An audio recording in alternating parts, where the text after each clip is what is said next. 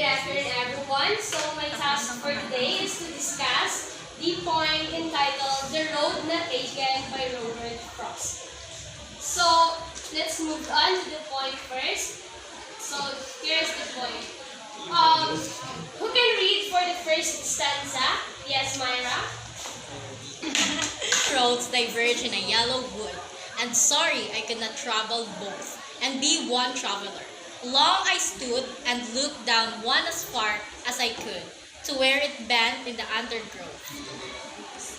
Okay, from this stanza, can I ask your insights, your thoughts? Who can share? Yes, Miss Christine. For the first stanza, two roads diverge in a yellow wood, and sorry I could not travel both. And be one traveler, long I stood, and looked down one as far as I could, to where it bent in the undergrowth. So in this first stanza, it refers to the road of life, which the speaker, Robert Frost, arrives at a point where he must decide which. Okay, next, for the second stanza, who can read? Yes, Neil, please read. Then took the others, as just as fair, and having perhaps the better thing, because it was grassy and wanted wood, through as for that the passing there had warned them really about the same. Okay, so for this second stanza, who can share your insights? Yes, Radney. So for the last, I shall be telling this with a sigh somewhere, ages and ages hence. Two roads diverging of wood, and I took the one less traveled by, and that has made all the difference. So let us move on to the cover of the poem. Robert Frost was born in 1874 in San Francisco, California. His father was a newspaper editor, for a profession Frost later practiced himself, among others. And his mother was a teacher, a Scottish immigrant. When he was about 10 years old, his family moved to Massachusetts to be near his grandfather, who owned a sawmill. Frost was named both valedictorian and the class poet of his high school graduating class, and 2 years later published his first poem, My Butterfly, and in the New York Independent magazine. He moved his family to a farm left to him by his grandfather in Derry. Frost would live there for 9 years, and many of his most famous early poems were written before his morning chores while tending to the farm.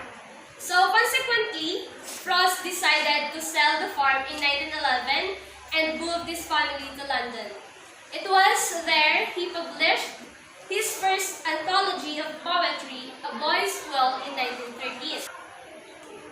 All his famous works include Mending Walls, Stopping by Woods in a Snowy Evening, Bridges, Tree at My Window, Acquainted with the Night, and Fire and Ice, Mowing, Desert Places, Christmas Trees, and last, The Road Not Taken. Robert Frost added more colors to the world of literature. Despite having a traumatic life, he secured a reputable place as a literary man with his creative and thoughtful ideas. So the early demise of his father and his children provided him with an insight to feel the intense pain of loss and express it in simple and ordinary language. Moreover, his ideas about social outcasts and love for nature are reflected well in his works. So the recurring themes in most of his poems are love, death, beauty, man, and the natural world and struggle. So his literary qualities and unique expression have added so much to the world of literature. So even during his lifetime, Frost has had significant influence on a diverse range of writers and poets. His works are widely anthologized and taught in different syllables across the world for their simplicity, universality, and ordinariness. So, he successfully brought into the light the concept of sorting nature and its role in man's life. He expressed his ideas in his poems. He is also an inspiration during his time up to these days. Okay, so let us move on to the elements of poetry. So first, we have the form or genre. The road that taken is an example of formal verse, but it doesn't adhere to any specific poetic form such as a sonnet. So that dictates, for instance, how many lines a poem must have.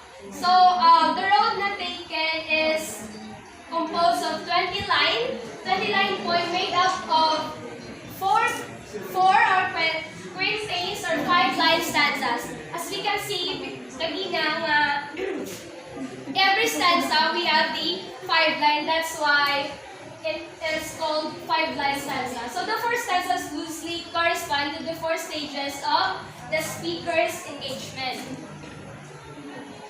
So for the rhyme scheme of the poem, it strictly follows ABAAB rhyme scheme poems, regular use of end rhyme. So as we can notice to the poem that it strictly follows the ABAAB rhyme scheme, right? Yes, ma'am. So, for the point of view, the road na taken is told from the first person point of view. And the narrator describes the events that happened to him using I to describe himself. This point of view allows the reader to understand the character's thoughts and actions to the full extent. Okay, for the diction, for the first line, oh, I kept the first for another day. So that means that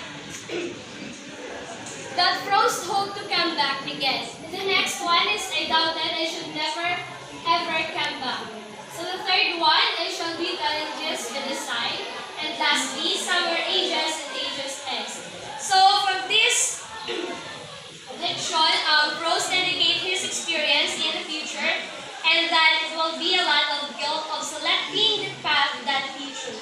So for the literary devices, you can read.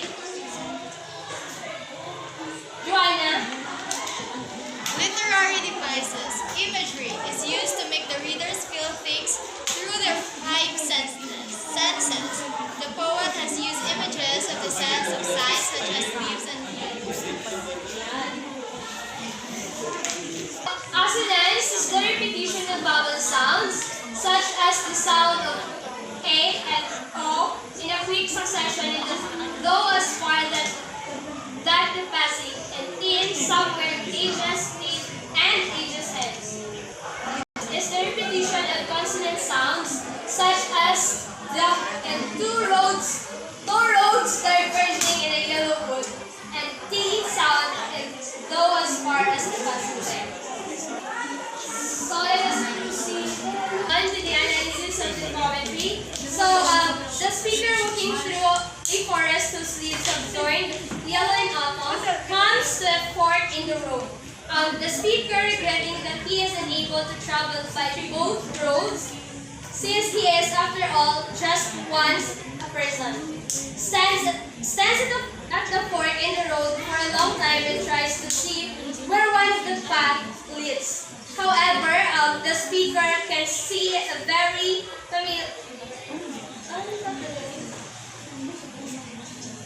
stands and the road is not straight.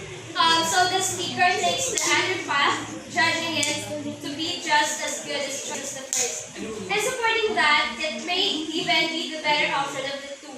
Since it is grassy and looks less worn than the other path, though now that the speaker has actually walked the second road. He thinks that in reality, the two roads must have been more or less equally worn.